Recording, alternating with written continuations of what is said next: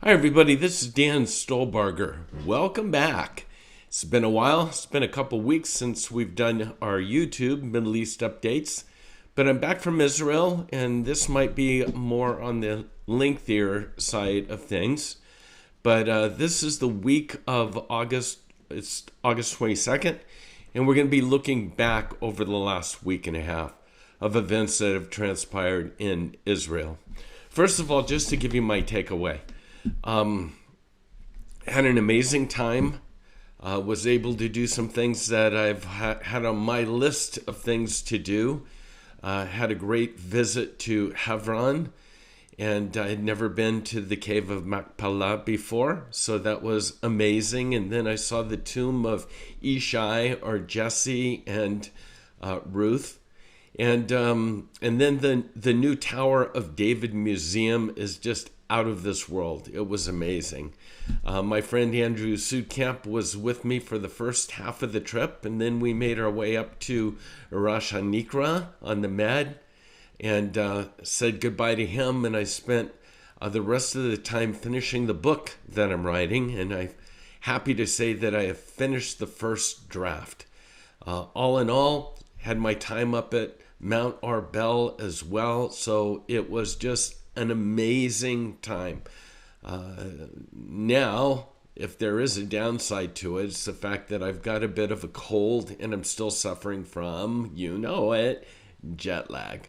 So I may get interrupted with a sniffle here and there, but let's sort of jump in. My takeaway, one thing that Amir, a friend of ours, Amir Safadi, has said all along, that before the end can come, one thing's for certain is that Israel is going to stand alone.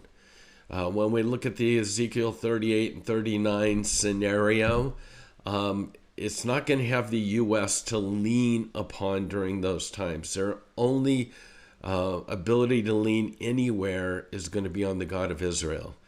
And so I'm starting to see the process of God hardening the hearts of the Jewish people. It's interesting that, Bibi Netanyahu will always say the greatest friend that Israel has today are evangelical Christians, Christian Zionists, or whatever. But they're starting, you sense it. You're starting to feel that whether it's policy, new visa policies, or whatever, there is a growing animosity towards Christians. And I think it's going to continue. But it's one thing that I did notice. Our friends at the ICEJ, they have a big event each year, Feast of Tabernacles. And I know that they're having problems with getting visas for clergy to come on over. The Interior Ministry of Israel is far right.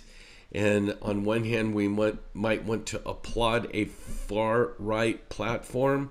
But keep in mind, the further you get to the right, the more anti-Christian that group will be.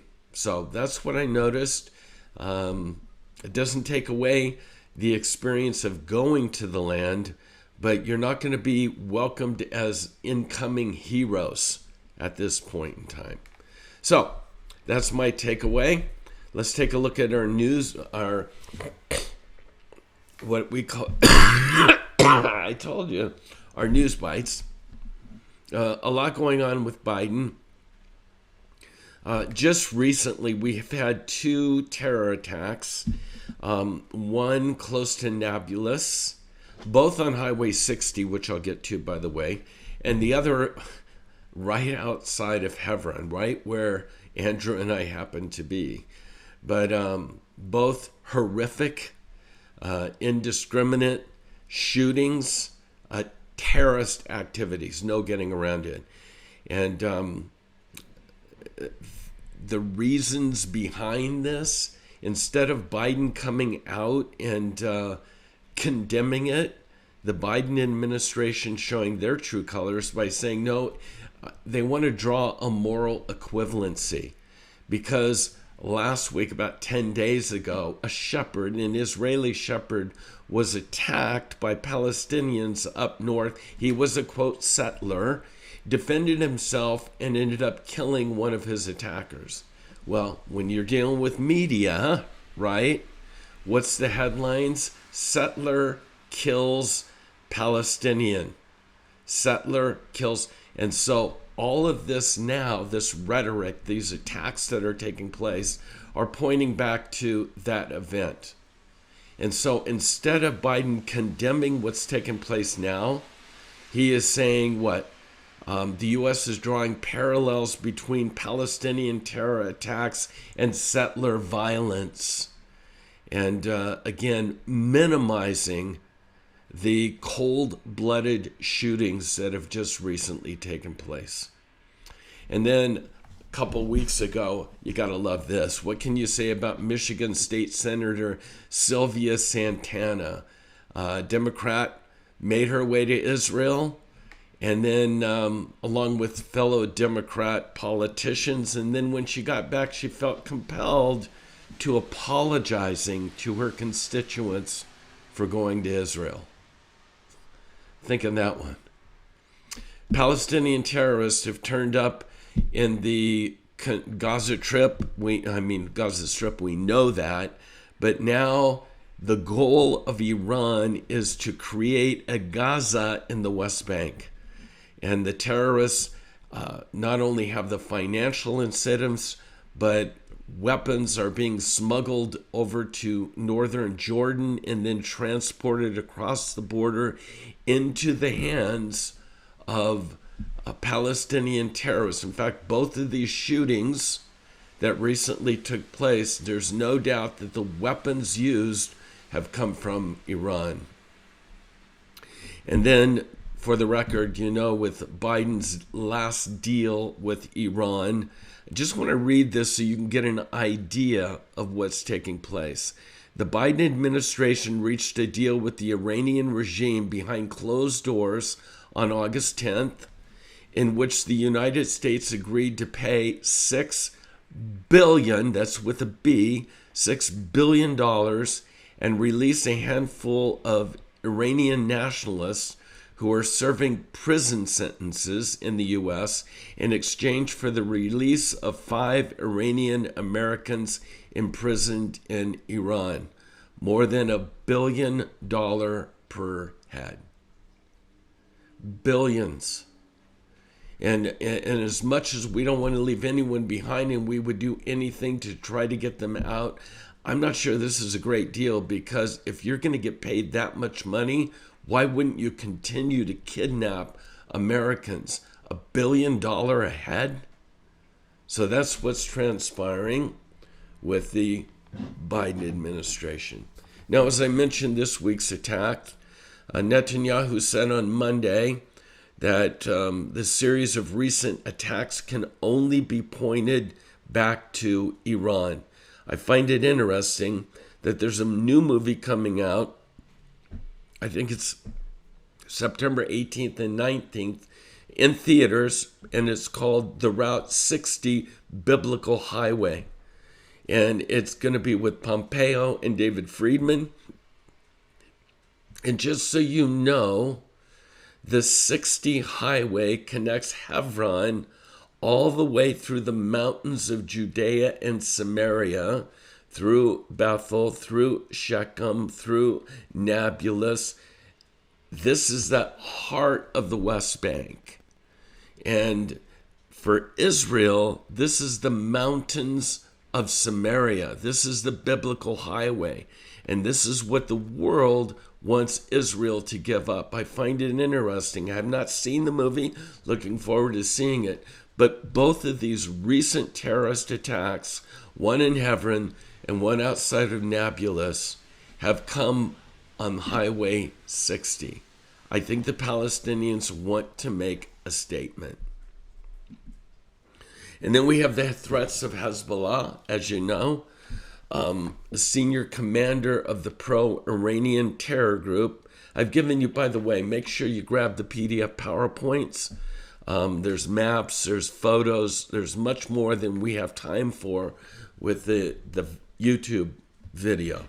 But in case you haven't seen it, I want you to see the location of Lebanon.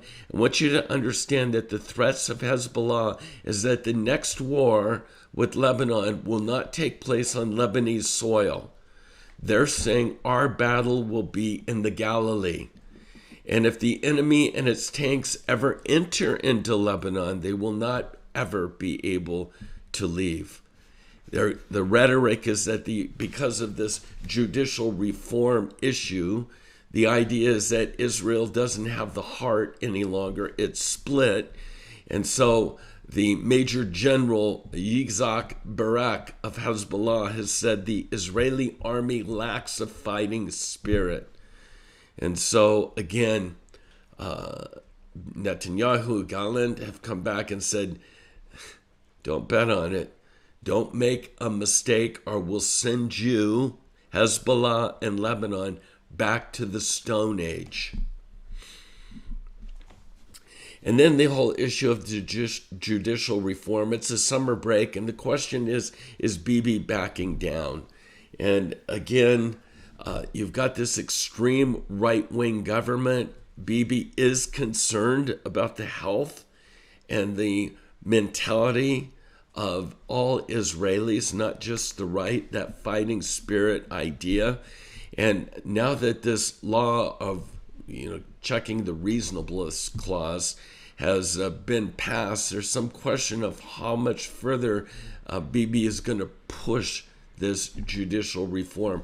That's going to cause an issue for Bibi with his coalition. It may, and by the way, he's hated by the left anyhow, so it'll never be enough. But for the first time, you're seeing Bibi sort of tapping the brakes on this judicial reform. And then, as I mentioned, the U.S.-Iranian deal, we've already talked about how much money was given to release 5.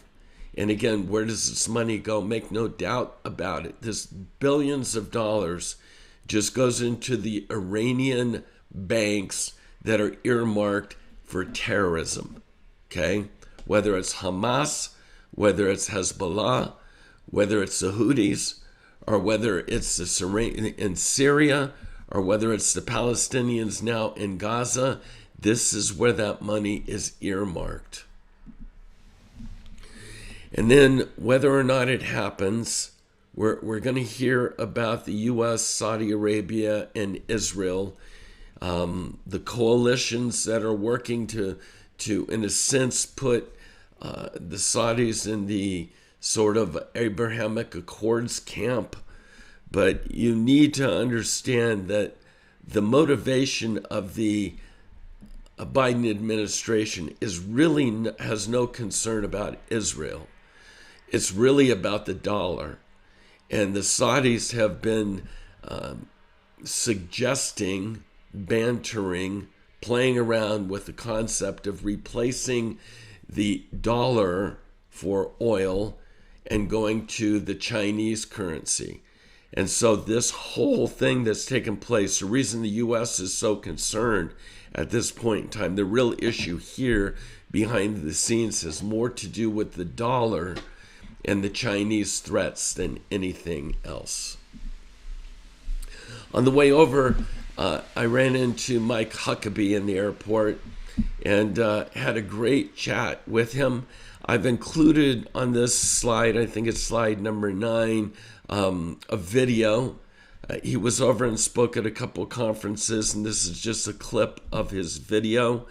I find Huckabee very refreshing, very much in the know, and very much a lover of Israel. And so, again, it was it made the flight go by a little bit quicker, little bit. All right. So make sure you check that out. And then, once again, I hate to end on a downer, but it's the truth. You'll look at this one that's got to do with Palestinian Authority Summer School. And all that's taking place in Israel today. They're amongst the Palestinian, don't kid yourself, there's no belief that there'll be a two-state solution. The Palestinians desire an intifada, an uprising, a jihad. And again, it begins with the kids. Nothing is going to change until changes are made with the educational system. And this is just an article, once again, of the Lion Cubs, the summer school programs for kids that basically teaches them how to shoot, reload, you name it. They're taught to handle and assemble rifles, and they're trained in close combat. Until these sort of things change, nothing's going to change. Well, last thing for all of you that have been to Israel, this is a picture here of Caesarea and the aqueduct at Caesarea. And unbeknownst, there was a collapsing that took place last week. This is a much frequented beach site, as you know, and the Antiquities Authority was caught unaware of the condition of the aqueduct, and so they had this collapse. Fortunately, no one was injured, but for those of you that have been here before, I'm sure you can see that picture in your mind of the amazing Caesarea Aqueduct. Okay, that's our report for this week. I do want to remind you that we're going to be gone in much of the month of October for our Journeys with Paul tour. And then we're starting to encourage people to join us back in Israel, back in the land, February 21st through March 1st. We call it Revealing Israel. It's all on our website, holygroundexplorations.com. I would love to have you join us in the land. There ain't nothing like it. So God bless you and shalom.